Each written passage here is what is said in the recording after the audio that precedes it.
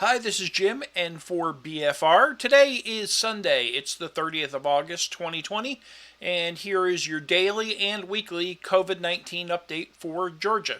Let's look at some metrics. Okay, today we had a highly unusual day for testing cases, surprisingly low. If you look back, we only had 15,000 viral tests today. That is the lowest since July 6th, so almost 2 months ago, and that was coming off a holiday weekend.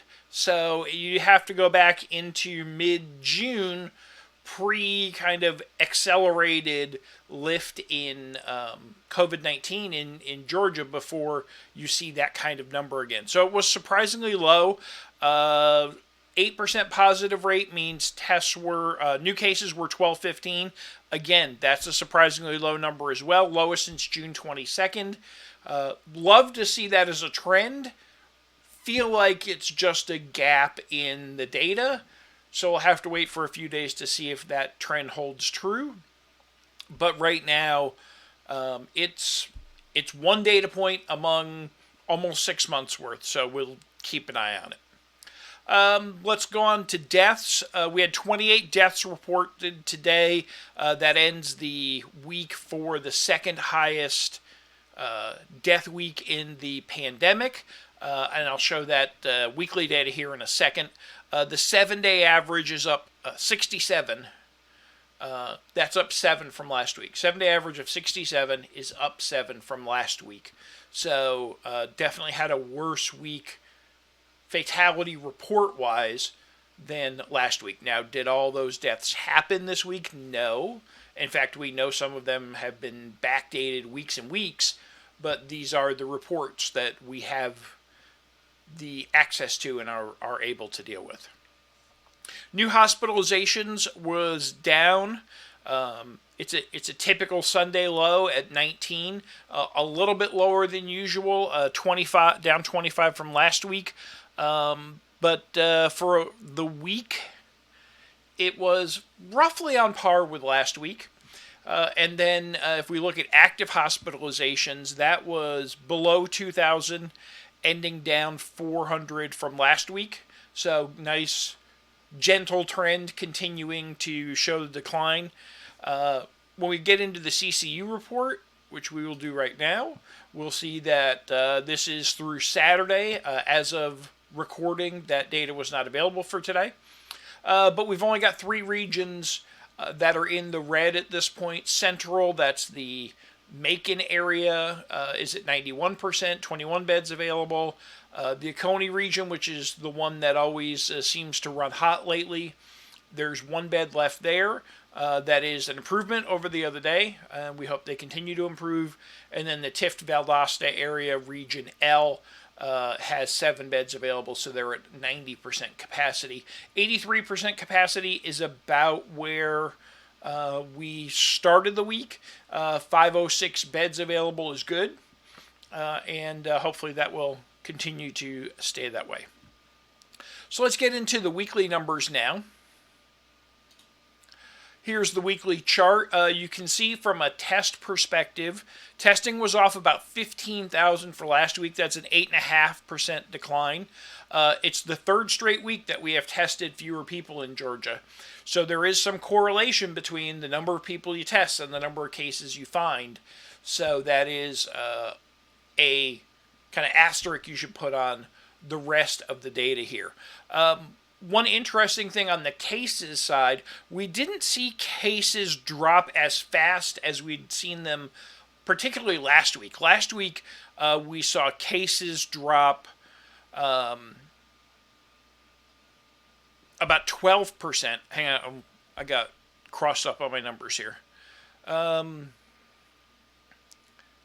Yeah, cases were down 11% week over week. This week, last week, it was 17% down. So we may be starting to see a bit of a trough when it comes to cases, and we may not go all the way down to the June numbers where we were at kind of the 800 to 1,000 case a day range. We may stay in this 1,800 to 2,000 case a day range for a while. So it will be interesting to see just how far this roller coaster comes down before it goes back up. New hospitalizations were at 1,203. That's down 79 or 6% for the week.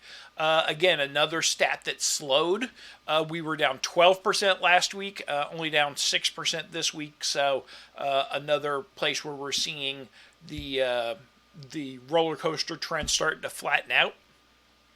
We reportedly hospitalized 800 fewer people this week than the peak week of July 26th. So that is good. And, same thing with cases. Cases are down for 4 weeks in a row, which is what we want to see. But we're not seeing the drop come as fast as the speed. So if you look at June 27th, the end of that week, or June 21st, the end of the week, June 21st, in 4 weeks we were at our peak cases. We're now 6 weeks after that, 5 weeks after that, and we're falling down maybe halfway back to June. So that's an interesting way to look at it if you're looking at it and wondering what the decline is. So if somebody says, hey, aren't we declining? Yes, we are, but we are still substantially higher than we were pre this spike that we saw. So, glass half empty, glass half full, glass still pretty full in my mind.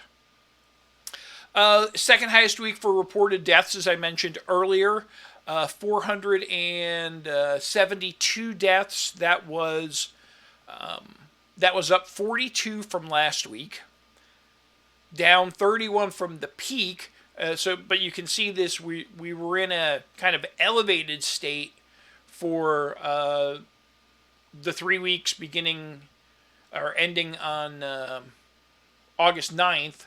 We picked up the pace of about 100 deaths a week from there, and we kind of plateaued at that over the last couple of weeks. So it feels like this will be kind of a steady state thing for a little bit.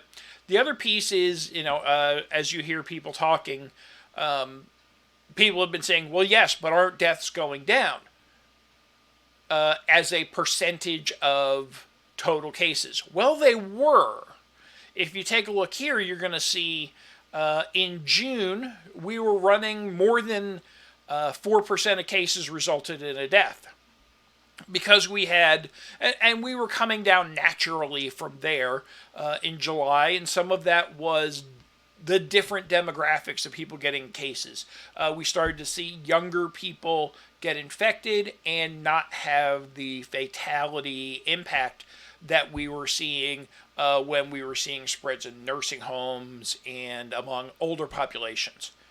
Now that's balanced out again, and we've seen from a low percentage, a below 1% fatality rate, if you look at it from a weekly perspective, we came over 3.5% this week. So that number is definitely starting to climb back up again as when you just divide new deaths this week over new cases this week. We're still seeing it creep up to almost 4% as we're in this 300 plus death range per week case report we're seeing right now. So something else to keep in mind, I'm going to try and come back on tomorrow or Tuesday, depending on when I can get all the data pulled together the way I want, and talk about now that we will have most of 6 months worth of data, considering our infections and deaths really started kind of the second week of March. Now that we're getting to that 180-day point, instead of just looking at the total pandemic view, we can start bucketing this stuff not just weekly but monthly. So I'm going to come back with a month-end view so you can see just what that looks like. That's going to be Monday or Tuesday of next week, so stay tuned for that. A couple of housekeeping items here. Thanks to everybody for being understanding when I decided to take the day off from the video yesterday. Just needed a break, and appreciate that nobody was really up in arms over that. And let people know in advance that the week after Labor Day, I'm going to be doing some traveling, so videos will be intermittent. Haven't figured out exactly what I'm going to do yet, but we'll see as we go along. Maybe it'll just be some quick updates with some scenic places behind me. We'll have to see how everything works out from that perspective. But wanted to give advance notice that week after Labor Day, you'll see some sporadic availability of videos. I'll put it that way. All right, that's it for today. Hope you're getting ready for a great week. Have a nice night, nice morning, whatever the case may be, and I'll be back tomorrow.